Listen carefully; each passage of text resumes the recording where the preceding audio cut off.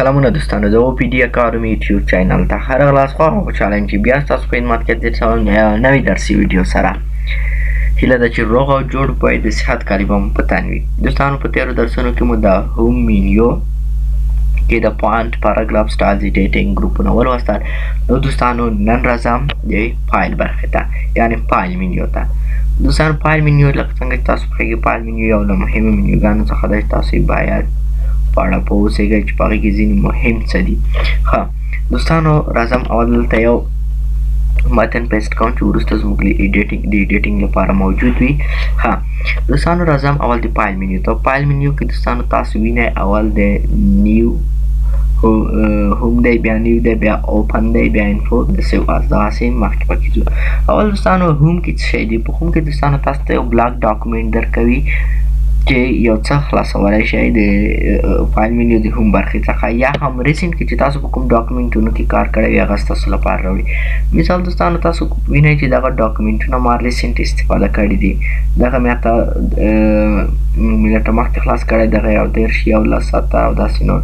پینټ دوستانو د ځوړند په معنا دی، یعنې تاسو دوستانو کله چې مور ډاکومنټ ته لاړ شئ تاسو کولی شئ ځان لپاره دوستانو یو ډاکومنټ پینټ کړئ. زه غواړم دوستانو دغه زما لپاره هر وخت پینټ وي، بل دغه د کوایټ په نوم هم زما لپاره پینټ وي. ښه دوستانو اوس چې زه هم ته راشم زما لپاره به 2 پین پوسټونه وي. دغه رمه دوستانو چې کله راشي یعنې هغه ډاکومنټونه چې تاسو ډېر وخت پکې ایډیټینګ کوئ، یعنې ډېر وخت ستاسو لپاره ضرورت وي چې هغه استفاده کوئ. مثال تاسو یو کتاب لیکئ، کله چې کتاب لیکئ هغه کتاب تاسو پوهېږئ چې په میاشتو وخت اخلي، نو تاسو د ځان لپاره پینټ کړئ. کله چې ورډ خلاصوئ نو عادي له دې ځای څخه فقط په یو کلیک سره خلاصولی شئ. بل دی دوستانو د نیو ډاکومنټ کې دوستانو هر څه یعنې نیو دی، نوي په معنا. بلاک ډاکومنټ نوی یو بلانک ډاکومنټ نوي سپینه صفحه خلاصولی شئ د ایډیټینګ لپاره، یا هم د انټرنیټ څخه آنلاین چې کله تاسو انټرنیټ څخه وصل وای آنلاین ټمپلیټونه رااخیستلی شئ، خو هغه به یعنې بیخي نوي وي ستاسو لپاره، یعنې ایډیټ به پکې نوي شوی. بل دوستانو اوپن برخه ده. اوپن برخه دوستانو لکه څنګه چې تاسو پوهېږئ د کمپیوټر د حافظې څخه، یا هم تاسو آنلاین په کوم اکاونټ کې یو ډاکومنټ سیو کړی وي هغه رااخیستی شئ. ریسنټ دوستانو اوس وخت کې چې تاسو کوم ډاکومنټ کار کړی وي لکه ومې ویل هغه پین ډاکومنټ یا هم نږدې وخت کې مو استفاده کړي هغه دلته راځي. بل د دوستانو ون ډرایو دی. ون ډرایو دوستانو آنلاین اکاونټ چې کله تاسو د ون ډرایو سره ولرئ چې ګوګل ډرایو شو، ون ډرایو شو، مایکروسافټ کې تاسو آنلاین اکاونټ ولرئ، هغلته مو کوم ډاکومنټونه سیو کړي وي انټرنیټ سره وصل وي سرور سره، نو تاسو د ون ډرایو څخه ډاکومنټ رااخیستی شئ. بل دوستانو دیس پي سي له کمپیوټر حافظې څخه یې رااخیستی شئ. اډا پلیس دا هم دوستانو آنلاین یا یو څه رااخیستلی شئ. ون ډرایو نه ون ډرایو پر بزنس چې دا هم آنلاین دی. براوز دوستانو په کمپیوټر هر ځای کې چې تاسو د کمپیوټر مرکزي حافظې ته مو بیایئ چې له هغه څخه هم ډاکومنټس رااخیستلی شئ. ښه دوستانو په نیو کې دوستانو یو بله برخه نه په هوم کې نیو کې نوي ډاکومنټ، په اوپن کې دوستانو ریسنټ کې تاسو دلته ریکور ان سیو ډاکومنټس وینئ چې دغه دوستانو د انفو برخه کې لولو. بل دی دوستانو انفو کې دوستانو 3 آپشن دي. اول پروټیکټ ډاکومنټ دی، انسپیکټ ډاکومنټ دی، منیج ډاکومنټ دی او بل پراپرټیز دي دلته. ښه اول دوستانو راځم پروټیکټ ډاکومنټ ته. پروټیکټ ډاکومنټ کې موږ څه کولی شو؟ اول آلویز اوپن ریډ اونلی. کله چې دوستانو تاسو دغه آپشن آن کړئ نو تاسو فقط تاسو کولی شئ چې یو چا ته وښایئ چې یعنې دغه متن چې دی دغه ډاکومنټ چې دی دا فقط د لوستلو په خاطر دی، نه د ایډیټ په خاطر. او اول کله چې بل څوک ستاسو دغه متن خلاصوي هغوی ته یو مسیج ورکوي چې لیکوال غواړي تاسو فقط دغه متن ولولئ، خو هغه کولی شي د هغه مسیج په نه قبلولو سره یعنې چې کله هغه هلته نو انټر کړي کولی شي ایډیټ یې کړي، خو کله چې یس انټر کړي هغه ایډیټ وکړي هغه به یو نوی ډاکومنټ سیو کوي، هغه زوړې په هماغه خلک سیو کېږي چې دغه دوستانو د ویو برخې مربوط کېږي، هلته به یې لولو. بل دی دوستانو انکرپټ وذ پاسورډ. کله چې دوستانو تاسو غواړئ خپل ډاکومنټ مو محرم وي یعنې باید ډېر پټ وساتل شي، تاسو کولی شئ په هغې باندې پاسورډ اپلای کړئ. کله چې تاسو په خپل ډاکومنټ باندې پاسورډ اپلای کړو نو هېڅوک نشي کولی د پاسورډ د انټر کولو څخه بغیر هغه ډاکومنټ خلاص کړي. مثال دوستانو ولې دغه آپشن استفاده کېږي؟ یو وخت کیدای شي تاسو د آنلاین کمپنۍ سره کار وکړئ، هغه داسې پټ معلومات یا پټ ډاکومنټونه یا هم پټ اسناد یو ځای نه بل ځای ته آنلاین ډول لېږي، نو د دې لپاره چې د هیکرانو یا د بل چا لاس ته ونه لوېږي په هغې باندې پاسورډ لګول کېږي اپلای کېږي. مثال دوستانو زه د باندې پاسورډ لګوم. اول کله چې زه دوستانو پاسورډ اپلای کوم په کوم ډاکومنټ باندې ماته دلته په انګلیسي باندې واضح مسیج راکوي چې کله تاسو دغه پاسورډ هیر کړو یا هم وموبایللو مثال دغه پاسورډ مو له یاده ووتلو تاسو نشئ کولی دغه ډاکومنټ ریکور کړئ چې هره طریقه استعمال کړئ دغه ډاکومنټ نه ریکور کېږي. دغه درته د مایکروسافټ کمپنۍ دغه مسیج وړاندې کوي. نو تاسو د دې لپاره چې پاسورډ مو له یاده ونوځي دغه د ځان سره په یو محفوظ ډاکومنټ کې د ځان سره یادداشت کړئ. یعنې ښه طریقه داسې ده دوستانو چې کله چې تاسو ډېر ډاکومنټونه د پاسورډ لګوئ یو ډاکومنټ جوړ کړئ د پاسورډز په نوم په هغې کې یو اسان پاسورډ ولګوئ چې تاسو ته هر وخت یاد وي. په هغې کې مو پاسورډونه یعنې د ورډ په شکل ولیکئ سیو یې کړئ چې ستاسو له یاده ونوځي.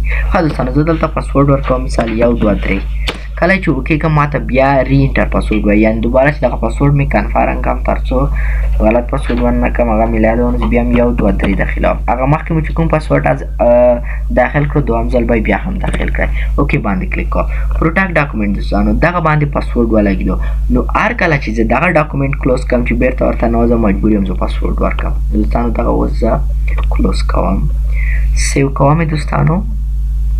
زه غواړم دوستانو دغه په ډیسکټاپ باندې سیو کوم. دیس پی سي ته راځم ډیسکټاپ باندې کلیک کوم دلته نوم ورته ورکوم 1 2 3. ښه دوستانو دا زه سیو کوم زما لپاره ورډ په مکمل ډول بندېږي.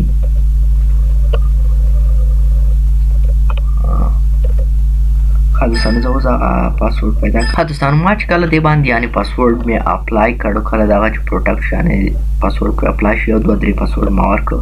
نو هر کله چې زه دغه ورډ سیو کړم او باندې کړم زه مجبور یم چې کله دغه ورډ هر څوک یا زه هم خلاصوم زما څخه پاسورډ وغواړي. ښه دوستانو راځم دغه سیو کوم.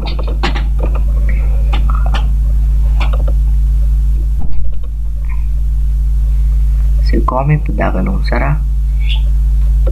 یو کلیک په وکړو دوستانو نوم به یې لږ کوچنی کړو ټریټینګ کوایټ په نوم دغه ډاکومنټ سیو کېږي. تاسو دوستانو وینئ چې دغه ډاکومنټ دلته ما دپاره راغلو دغه ډاکومنټ دی دوستانو. زه دې باندې کلیک کوم. کله مې چې کلیک وکړو نو ما دپاره ورډ مستقیما نه خلاصوي لکه څنګه چې تاسو مخامخ ګورئ بلکې زما څخه پاسورډ غواړي یعنې زه مجبور یم پاسورډ اپلای کړم. دوستانو زه اوس اول یو غلط پاسورډ ورکوم چې زما لپاره خلاصېږي که نه هغې نه بعد وروسته پاسورډ کوم. زما پاسورډ 1 2 3 دوستانو. نو زه یو اشتباه پاسورډ ورکوم یعنې غلط پاسورډ ورکوم. اول پاسورډ چې موږ هغه ورکړو 1 2 3 نو مثال زه دلته 1 2 3 4 ورکوم. زه دلته یو کلیک وکړم 1 2 3 4 5. The password is incorrect. Word open the document. Control. Word cannot open the document. یا چې پاسورډ مو غلط انټر کړی دی ورډ ستاسو لپاره دغه ډاکومنټ نشي خلاصولی. نو دوستانو بیا زه اوکې باندې کلیک کوم زما لپاره هېڅ نه خلاصوي. بیرته راځم سره دغه ډاکومنټ بیا خلاصوم. ښه اوس دوستانو زه غواړم پاسورډ په صحیح طریقه داخل کړم 1 2 3. تاسو وینئ دوستانو زموږ لپاره خپل ډاکومنټ خلاص کړلو. نو دغه دوستانو د پاسورډ لګولو طریقه چې یوه مهمه طریقه ده ډېره په کار راځي البته په آنلاین فارم لیږلو کې هم په مخفي معلومات کې کوم معلومات چې زموږ لپاره ډېر مهم وي یا دوستانو ځینې خلک خپل یادښتونه یا خاطرې په ورډ باندې لیکي نو هغه باندې پاسورډ لګولی شي چې بل څوک یې ونه لولي. ښه دوستانو څنګه کولی شم دغه پاسورډ بیرته له منځه یوسم. زه راځم دغې بحث ته زما لپاره یو پاسورډ اپلای کړی فقط دغه ایسته کوم. اوکې باندې کلیک کوم پاسورډ له منځه ځي. پاسورډ دوستان پاسورډ دوباره له منځه لاړو. ښه بله برخه دا دوستانو هغه ریسټرک ایډیټینګ ده. ریسټرک ایډیټینګ برخه دوستانو داسې یو عمل کوي چې یو څوک د دې ورډ کې چې هغه په دې ډاکومنټ کې ایډیټینګ ونه شي کړلی. مثال دوستانو په کومو برخو کې به درد خوري کله چې تاسو په یو شرکت کې ډاکومنټونه جوړوئ تاسو غواړئ یو څوک دغه فقط وایي لولي خو ایډیټ پکې ونه کړي یا هم یو کامنټ وکړي نظریه پکې داخله کړي خو ایډیټ پکې ونه شي کړی یا هم ځینې فارمټونه تغییر کړي خو ایډیټ ونه شي کړی. هغه ستاسو د اجازې په واسطه یعنې تاسو اکسیسیبیلیټي ورکولی شئ چې هغې باندې څنګه وکړي. دغه برخه کې دوستانو ماته یو اپشن راکوي کله چې زه ریسټرک ایډیټینګ باندې کلیک وکړم.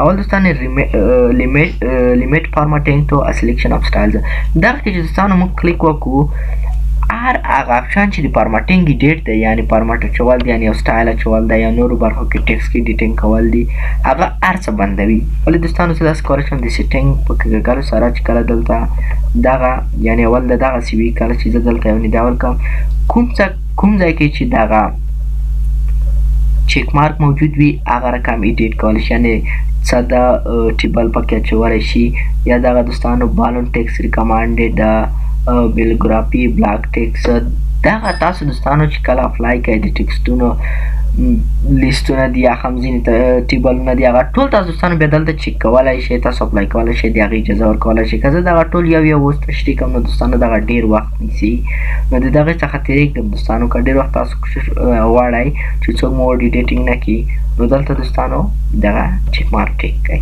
کله مو چې دغه دوستانو ټیک کړئ دویم برخه ایډیټینګ ریسټرکشن دی. دغه کې چې تاسو کله دوستانو کلیک وکړلو نو تاسو ځینو خلکو ته د دې اجازه ورکوئ چې ایډیټ وکړي.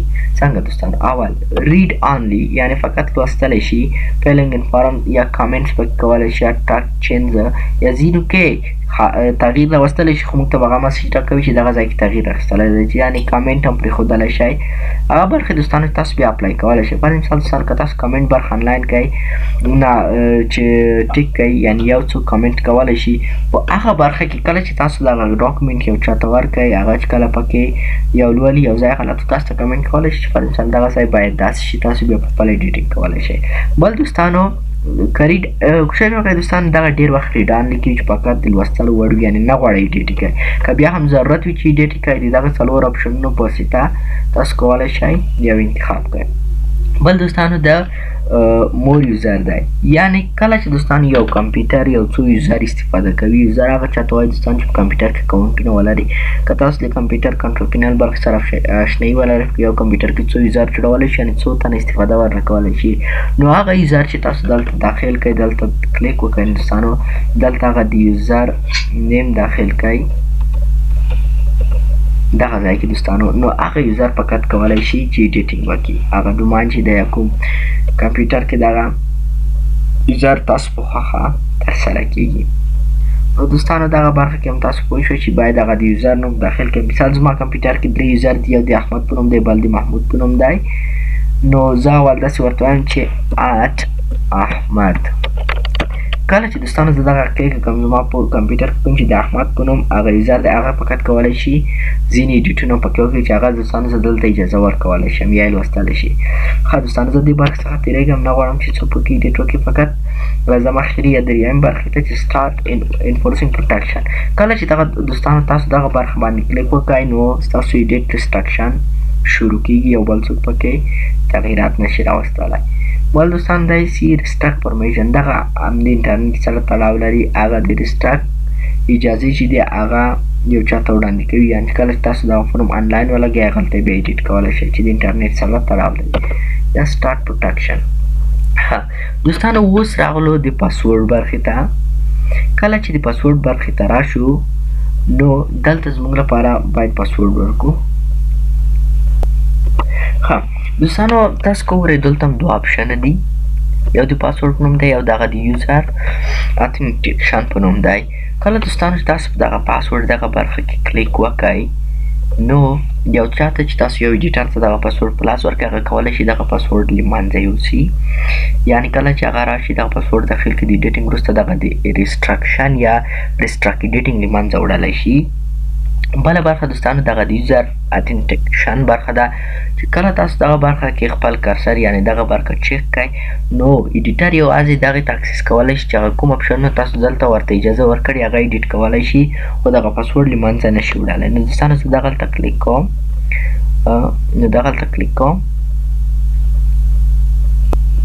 ښه دوستانو کله چې تاسو دلته پاسورډ ولګوئ مثال زه دلته بیا هم پاسورډ ورکوم 1 2 3 دلته باید پاسورډ ورکړم 1 2 3 دلته د اوکې بټن هم دوستانو تاسو وینئ چې هغه پروټکشن پرې آن شولو. اوس دغه ډاکومنټ تاسو ته هر چاته ورکوئ باید دغه پاسورډ داخل کړئ بیا ایډیټ کړي. مثال دوستانو زه د یو ور بندوم سیو وهم دغه و بیرته کلیک کوم چې خلاص شي.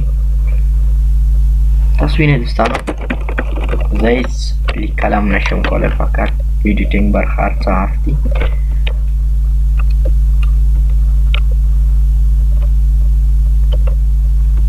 هیڅ برخه کې زه ایډیټ نشم کولی دوستان. نو که زه غواړم چې دغه کې بیرته ایډیټ وکړم نو دغه سټاپ پروټیکشن به وهم، پاسورډ داخلوم 1 2 3 زما لپاره ایډیټینګ آن کوي. نو دغه دوستان د ریسټراکټ ایډیټینګ برخه هم چې تاسو ته مو ولوستله، نو دې دپاره چې د ویډیو حجم زیات نشي نو نورې برخې به انشاءالله په بله برخه کې تاسو وړاندې کړو چې هغه دی ریسټراکټ اکسس ده، ډیجیټل ساینسر ده، مارکس پاینل ده یعنې انلاین امضا کول یا ډیجیټل امضا کول او پراپرټیز. دغه نورې برخې به دوستان انشاءالله تاسو ته په بله ویډیو کې وړاندې کړو. نظریات او انتقادات مو دوستان د کمنټ په برخه کې راسره شریک کړئ. که چینل ته نوي راغلي یاست نو چینل هم در سره سبسکرایب کړئ تر څو زموږ نورو ګټورو ویډیوګانو څخه برخمن اوسئ. ښه ده.